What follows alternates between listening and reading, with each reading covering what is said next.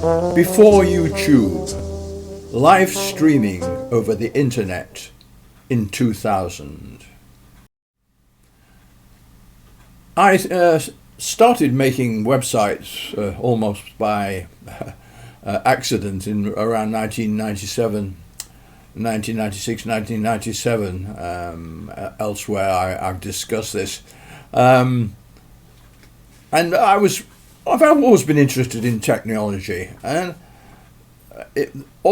suddenly it became a possibility that you could actually stream sound, audio over the internet. There were several companies, mostly American-based and New York, and basically how it worked was you could connect to their server, and they would then stream it. As you may imagine, it was a bit of a nerve-wracking procedure at the time, because basically we were using at that time telephone lines or ISDN. I think, in fact, in most cases where I was actually putting this into operation, we were using telephone lines. So you were never really quite sure whether, in fact, the flow would be sustained, as it were. Anyway, the first thing that we did was at the Music Village in Brussels. There was a concert to be held which featured guitarist Philip Catherine and Sebsatiaan De Krom on the drums. I think there must have been a bass player. I can't remember who it was. Excuse me.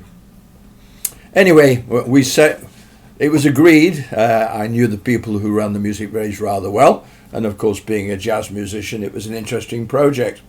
So we set the whole thing up with, we set the whole thing up with what seemed to be miles of cables into a laptop computer, a rather primitive, of course, at that time, laptop computer, connected it to the telephone lines, and away we went.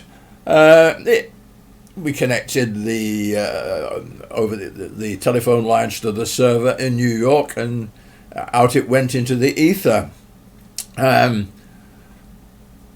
It's difficult to know just how many people listened to it, because getting those kind of metrics in those days, it wasn't really possible.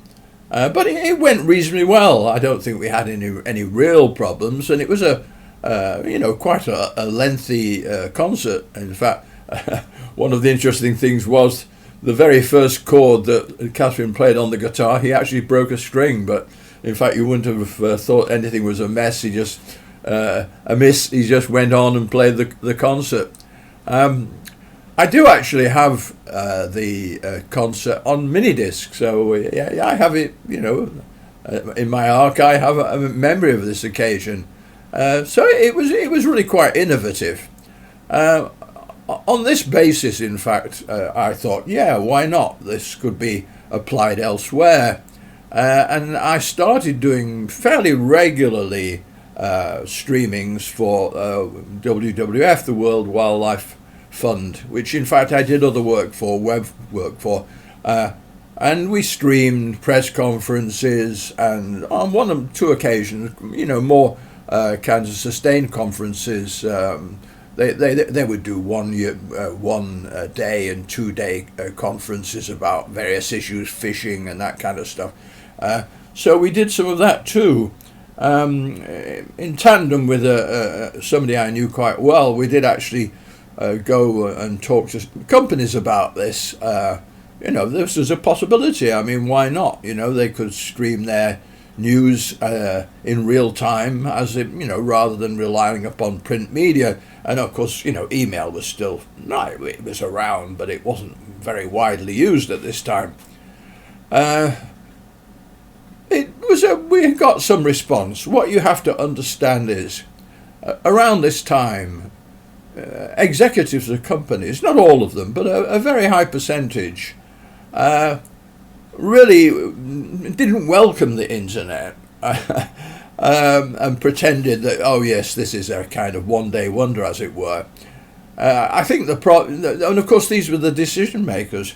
The problem was, I think, was one of kind of confidence and having their authority undermined, because most of them really didn't know the technology, which of course was more familiar to the people they actually had employed.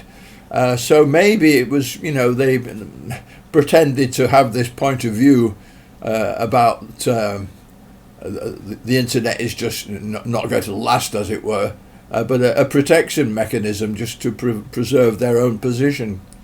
Wearing another hat as a jazz musician, I remember very well actually playing in a small group at what was the leaving party of a senior guy in an airline association. Brussels is full of kind of pressure groups and NGOs, and this company, this particular organisation, were to do with airlines, the airline industry, and the dynamic was quite interesting, because the man who was leaving was a very, very smart German guy. Interesting, and obviously knew what was going on in the world. There had obviously been a disagreement between himself and the president of this organisation, because when the president gave his speech, he quite markedly was disparaging the internet and it'll go away, etc., etc. So again, maybe he was frightened of this, or maybe he just didn't have any vision, which is not unfamiliar actually with people in what assumes to be top jobs. Sometimes people get promoted in order to put them in a position where they can do the least damage. But when you think of it in retrospect, a man involved in the airline industry thinking that the internet would go away, and when you know now, in fact, how it's absolutely key to the operation of air travel, it's amusing, but in a way, rather sad. That was my experience of the very, very early days of streaming audio in real time over the internet. If you've enjoyed this video and would like to see more, please subscribe.